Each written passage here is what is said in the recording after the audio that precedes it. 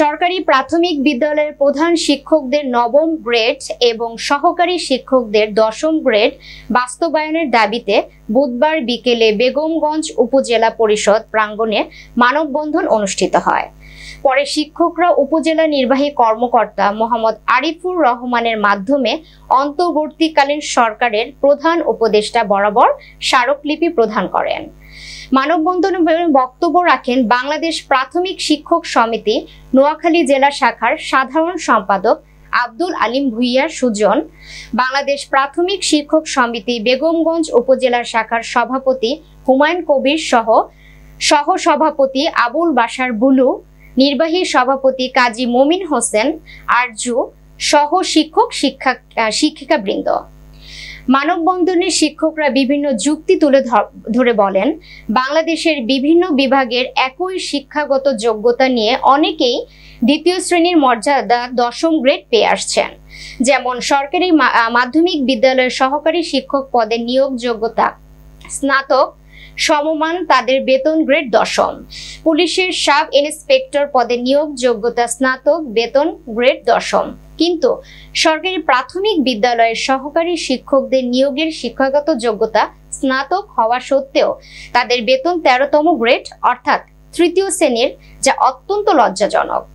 এক্ষেত্রে তাদের এক দফা দাবি সহকারী শিক্ষকদের দশম গ্রেড ও প্রধান শিক্ষকদের নবম গ্রেড প্রদান। অত্যন্ত দুঃখের দাবি।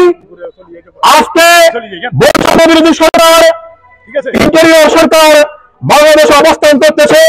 সারা বাংলাদেশ থেকে বৈষম্য দূরে আসার কথা হলো, ইতিপূর্বে আমাদের সহকারী শিক্ষকদের পূর্ণ এবং প্রধান শিক্ষকবৃন্দ, ইতিপূর্বে আমাদের বিধি মহোদয় সহ আমাদের সচিব মহোদয় এবং আমাদের উপদেষ্টা মহোদয়ের সাথে আলাপ করেছেন, আমাদের দাবি দাওয়া নিয়ে কথা বলেছেন। আমরা আশা করি এই বৈষম্য বিরোধী মাননীয় উপদেষ্টা, প্রধান উপদেষ্টা মহোদয়, নোবেল বিজয়ী আমাদের প্রফেসর ডক্টর ইউনূস স্যারের মাধ্যমে এবং আজকের এই বৈষম্য বিরোধী সরকারে আপনারা ধরেন বাংলাদেশের আইনজ্ঞ ডক্টর আসিফ নজরুল স্যার, বাংলাদেশের সকল প্রাথমিক শিক্ষকদের বৈষম্য নিরসনে এক দফার দাবিতে আজকে সারা বাংলাদেশের সকল শিক্ষক সোচ্চার। সেই সাথে সাথে আজকে এক দফার দাবিতে সারা বাংলাদেশে প্রাথমিক শিক্ষক সমাজ আজ ঐক্যবদ্ধ।